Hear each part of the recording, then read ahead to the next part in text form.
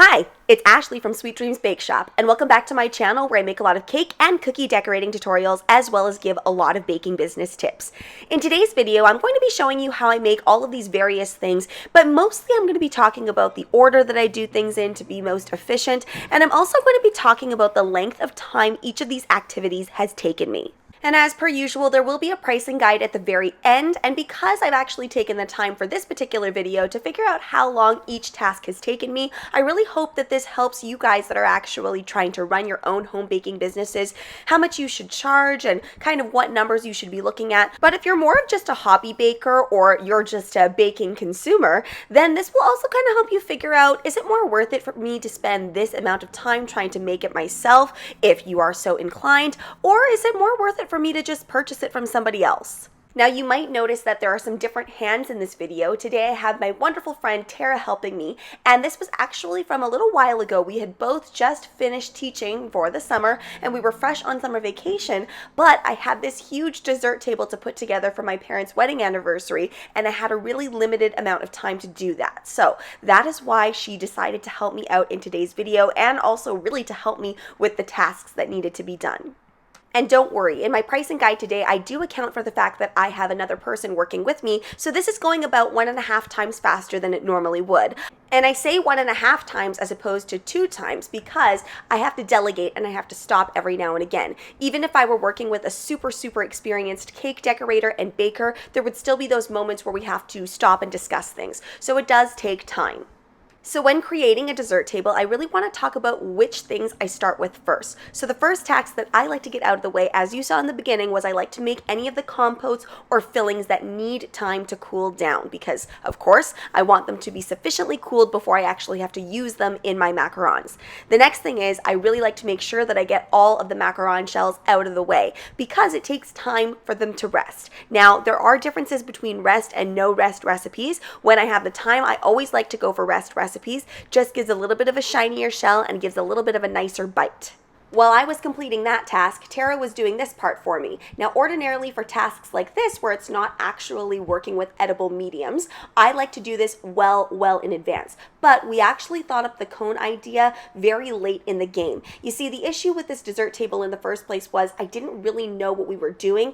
First, it started off really simple, where I was just going to make cupcakes for the party and the cake. So I spent a lot of the week focusing on making that fake cake with the one real tier, but what ended up happening was it started to get bigger and bigger. So I decided we need some sort of showpiece. So that's why these cones came to be so late in the game, and I was so grateful that somebody else could handle that part while I worked on the baking.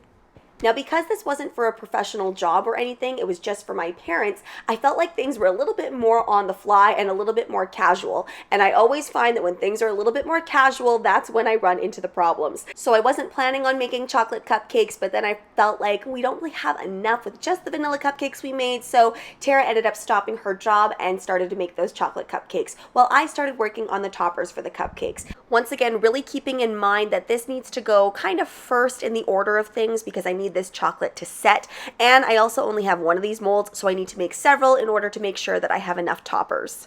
By the way, I absolutely love this mold. I know it kind of looks messy right now, but the chocolate always seems to pop out really nice and clean. I'm giving it a nice sprinkle bath on the back, and I do this when chocolate needs just that little bit of extra structure. I tend to do this when I know that desserts are going to be left out in potentially non-air conditioned environments. It just helps give it that little bit of extra hold. It also kind of glams it up a little bit and gives it a really nice crunch. Okay, now I did not know this, but apparently that green foam in the back, which is floral foam, is really toxic. So definitely don't follow my example and stick your chocolate into that. Luckily, I actually did leave the plastic on, so there was really no residue or anything going anywhere near the edible stuff.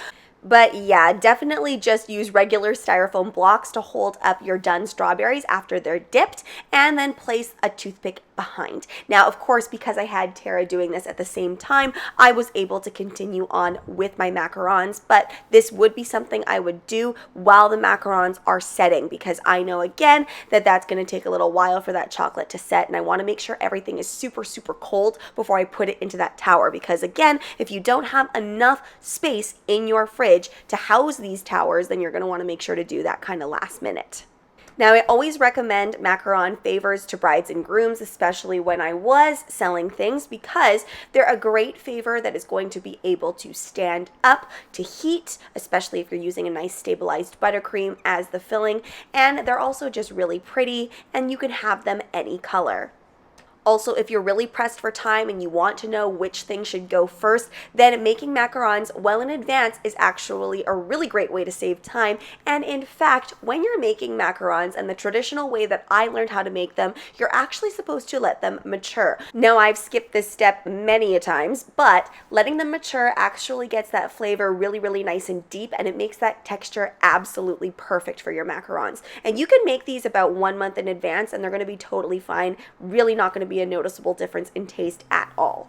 Now, when you're completing a dessert order, yes, it's about what logically should go first, but it's also a little bit of a mind game because you want to make sure that you're getting tasks done. So I really, really felt like once I get those favors out of the way, that's really going to help me feel like I've accomplished something. So I made sure to package those right away. And yes, later on in the video, I'm going to talk about how you should be charging for your packaging. And I'm not even just talking about charging for packaging like the actual boxes. I'm going to be talking about actually charging for the act of having to package. As I was finishing up wrapping all of those favors, Tara was almost done with this. We really tried to fill in everything with greenery, making sure to wash that greenery before we placed it in. Cupcakes were nice and cooled, and even though this is for my family, I decided the best way to transport these is in the container itself. It just makes everything way less messy. And you can use cupcake caddies. I personally don't have this many to hold this many cupcakes. I also needed to think about the fact that I was going to be transporting myself, my husband, and my kids with all of these desserts at once. So it is about how am I going to be able to Tetris this in to my car.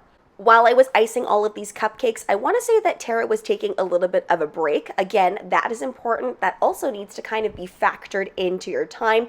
We're not just robots. We can't just go for 12 straight hours without going to the bathroom and without eating. And at this point in the game, I'd say we'd been working for a solid 6 hours. Now, this is where you tend to get fooled. You tend to think that, oh, it's almost over soon. And I especially tend to get super, super tricked when I'm by myself and I'm kind of always trying to calculate, oh, I just have, this much time left and one cupcake takes me 30 seconds to ice. So 30 seconds multiplied by 50. And then, by the time I'm done doing all of these math equations, I just realize, wow, it's going to be 7 more hours. So I should just stop. A really, really big lesson, though, that I've learned over time about time management in general is that the key here is to make sure that you are reducing your stress level. And I know that my personal stress level is completely reduced when I do things far enough in advance and when I don't have to be placing on decorations or doing even the smallest minute of last minute things on the actual day of the event. So it was really important to me that I get this part finished. So cutting out all of these hearts was actually very, very quick. I got this done because I basically had this fairly mixed and ready to go. And I find when I don't have a very specific vision in mind of what I'm going to do and I can just let the creativity flow as I go, things end up looking way nicer, way better, and it just happens way easier. Now, this last batch of cupcakes here was by far my favorite design, and from what I heard from the guests, it was their favorite design as well. I just kind of haphazardly placed that buttercream in, trying to get a half and half look, but I let it get really swirly to the end. I wasn't really that particular. I just wanted these 2 colors to be on there somehow.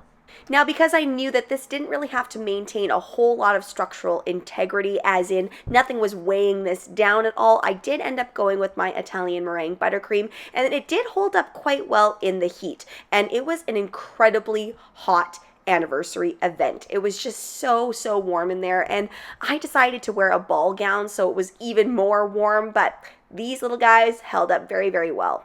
And placing on all of these little chocolates really just gave it that fun, fresh vibe. I always like putting these on, especially when I want to keep it a little bit more modern. I find these little chocolate bars are a very modern kind of new thing that I've seen in the last couple years. Watching everything come together was extremely satisfying, and of course you guys know I have to add on that edible glitter. Here they are with the cover on. They sit really, really nicely in these particular containers. I love that they're very protected, so when I drove, nothing shifted whatsoever. Now by the time I got to this stage, I was feeling tired, and this was around the time in summer where there was still a lot of light out even when it was dark. So you'll see as we kind of work through this, it progressively gets darker and darker.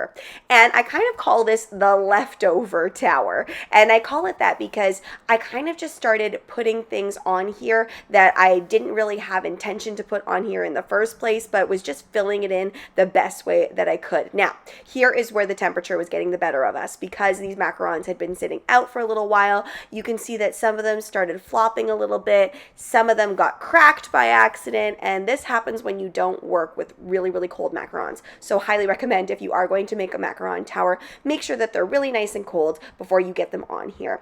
And what I'm doing here is I am airbrushing while Tara just kind of puts on little things here and there. Look at her using that piping bag. She actually really likes to make sugar cookies and things on her own as well. So this was just a really, really great job for her.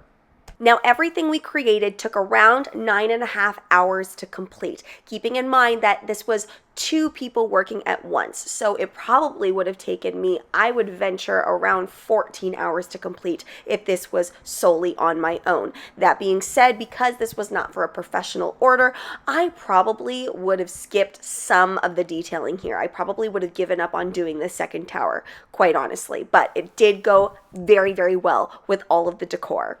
Now let's get into the pricing of all of these items. Now I know we talked about the actual number of hours it took to create all of these things, but we can't go on time alone, which I know is a really big issue in the world itself, saying you need to look at your materials plus your time costs. You actually can't. As in, yes, of course those things are very pertinent and they do matter and they do help you outline how much you should charge for things, but they don't account for your skill level. They don't account for the fact that you've built that amount of efficiency by being faster because of your skill level. So it's really, really hard to look at just hours worked. Now, if some of those prices seem a little bit high to you, I don't blame you. They are high, and it's because the cost of materials right now is just incredibly high. And for that cake, if you're wondering what I'm talking about, you can go ahead and check that out in the right-hand corner. That's the cake that I actually made for my parents' wedding anniversary, which was also part of this. Now, this delivery and setup fee is a little bit higher. If it was just the desserts, it would be slightly lower, but because I did include the cake delivery in this as well, it would be in the $250 range. Keep in mind, it doesn't just take 10 minutes to set everything up, and if you're one person like me, it's going to take a little while to make sure that everything is looking well gelled together. And honestly, if you're going to be spending that amount on your desserts, you want it to make sure that it all looks really, really well placed and exactly how you want it. Let's get into the subscriber submission of the video. How fun is this cake? It looks like a funfetti cake, but I believe it's Fruity Pebbles, so be sure to go and check them out on Instagram. And if you want to be the next subscriber submission of the video, then please follow me at SD Bake Shop on Instagram, where you can either tag me in a photo or send me a photo. Any and all dessert levels are welcome. Thanks so much for watching, guys. Don't forget to like, share, and subscribe so you can be part of the Sweetie fam. Right now, I'm uploading weekly, so make sure you hit that notification bell so you know when I upload. Also, be sure to comment, request, or ask a question. I love hearing from you guys. Bye!